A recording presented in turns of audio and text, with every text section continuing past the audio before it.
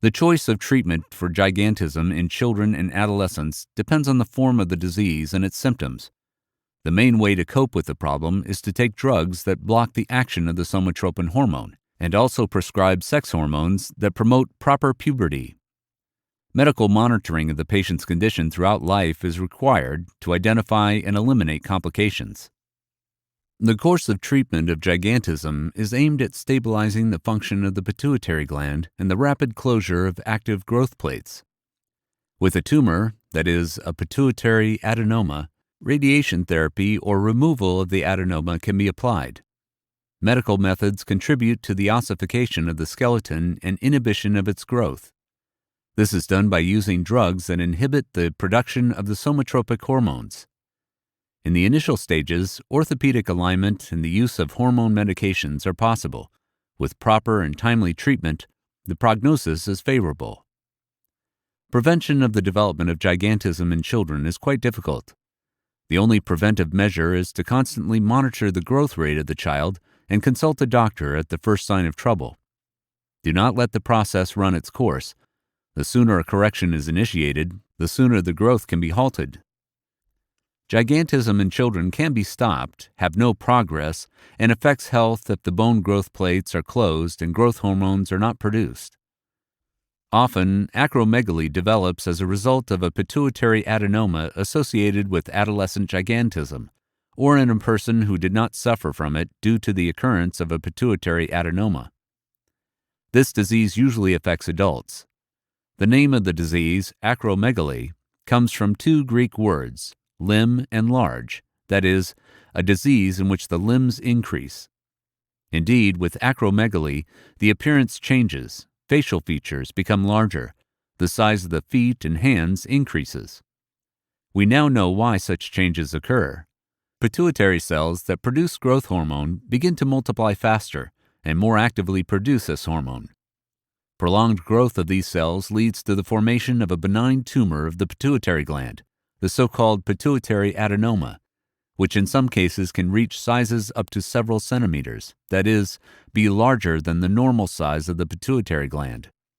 Unaltered pituitary cells that produce other vital hormones can be compressed or even destroyed. In most patients with acromegaly, the pituitary tumor produces only growth hormone. However, in about a third of patients, excessive production of another pituitary hormone, prolactin, may also be noted. Excess production of the hormone results in malfunctions of the reproductive system. A pituitary tumor negatively affects the surrounding areas of the brain and optic nerves. It is easy to diagnose acromegaly if the external signs are sufficiently marked. An experienced doctor will definitely ask the patient to open his or her mouth. Large interdental spaces speak in favor of the disease. But the most important sign of acromegaly is an enlarged tongue, clumsy, which affects speech, and unruly, which makes swallowing difficult. Besides, patients complain of severe headaches, and they always have high blood pressure. They often have general weakness, memory loss, changes in appearance, visual impairment. The pace of growth is accelerating. At the beginning of the disease, the growth of the skeleton is relatively proportional. Later, the proportions of the body and facial features, the size of the hands, feet, auricles, and nose may become larger. The flat bones thicken. The lower jaw and the gaps between the teeth increase. The scalp thickens. The voice becomes low.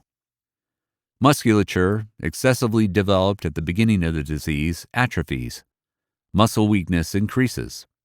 Thyroid, sex glands, and adrenal glands are affected, and diabetes may develop. Patients complain of severe and frequent headaches, general weakness, numbness in the hands, dry mouth, and thirst as a result of the growth hormone action, restriction and soreness of movements. Almost all women have a menstrual disorder. About a third of men develop sexual weakness. In adult patients with acromegaly, the body is covered with coarse hair. The skin is thickened and often dark in color. The size and function of the sebaceous and sweat glands are increased, which is why patients often complain of excessive sweating and unpleasant body odor. The growth of the lower jaw leads to its protrusion, that is, the tilt of the teeth outward and the expansion of the interdental spaces. Due to the growth of the cartilage of the larynx, the voice becomes low and hoarse. Strong snoring occurs due to defects in the upper respiratory tract. Over time, the cartilages of the ribs grow, which gives the chest a barrel-shaped appearance. The cartilaginous tissue of the joints reacts quite early to an excess of growth hormone with possible destruction. Patients often complain of joint pain, and there are cases of degenerative arthritis, a disease in which destructive process takes place in the bones, muscles, and ligaments, leading to dysfunction, inflammation, and pain. Since the disease is rare, progresses slowly, and physical changes develop gradually, early signs of acromegaly may go undetected for several years. Sometimes a person only notices something wrong after a few years of gradual change. Patients often notice that they cannot put the ring on they used to wear on their fingers. They may also notice that the size of their feet increases and they have to buy larger shoes. Tumors outside the pituitary gland can also be the cause of excessive production of growth hormone. In a small percentage of patients, acromegaly is caused by a tumor that forms in the lungs, pancreas, or adrenal glands. Sometimes tumors in these organs produce growth hormones. It should be noted that, apart from pathological changes in appearance, acromegaly leads to other dangerous consequences. The progression of acromegaly leads to serious health problems. Complications may include high blood pressure, cardiovascular disease, especially cardiomyopathy, causing heart dysfunction, arthritis, type 2 diabetes, goiter, colon polyps, sleep apnea, carpal tunnel syndrome, reduced production of other hormones, uterine fibroids, compression of the spinal cord, loss of eyesight. With acromegaly, the risk of developing tumors of the gastrointestinal tract increases significantly, which, according to various authors, causes death in approximately 10% of patients. Therefore, patients with acromegaly are recommended to conduct an appropriate examination once a year. Acromegaly patients with the above complaints may see many specialists, most of whom are unable to make a correct diagnosis and prescribe symptomatic treatment. For example, such patients can see a dermatologist with complaints of thickening of the skin, excessive sweating, papillomas, a rheumatologist or orthopedist of stiffness and swelling of the joints, an otorhinolaryngologist of hoarseness, expansion of the paranasal and frontal sinuses, difficulty breathing during inspiration, megaloglossia, a stomatologist of pain in the temporomandibular joint, an increase in interdental spaces, malocclusion, a neurologist of paresthesia, numbness of fingers and toes. Acromegaly is diagnosed by an endocrinologist. Before the examination, the doctor carefully analyzes the patient's medical history and performs a physical examination. The specialist will then refer the patient to procedures to make a diagnosis. First of all, a blood test for the level of growth hormone and insulin-like growth factor. Somatomedin C, an insulin-like growth factor, is a laboratory indicator for the amount of growth hormone. An increased concentration of these hormones indicates the possible development of the disease. Next, a growth hormone suppression test is performed. This analysis allows making a definitive diagnosis of acromegaly. In this case, the level of growth hormone is measured before and after drinking a solution with glucose. Normally, glucose suppresses the level of this hormone, but with the disease, the level of the hormone still remains high.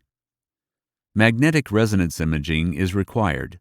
This test is done to determine the location and size of a pituitary tumor. Treatment for acromegaly includes surgery, radiation therapy, and drug suppression of growth hormone production. Traditionally, it is believed that surgical treatment is more effective and allows to get a quick clinical effect in most patients. If surgical intervention is possible, normalization of growth hormone levels occurs almost immediately after surgery.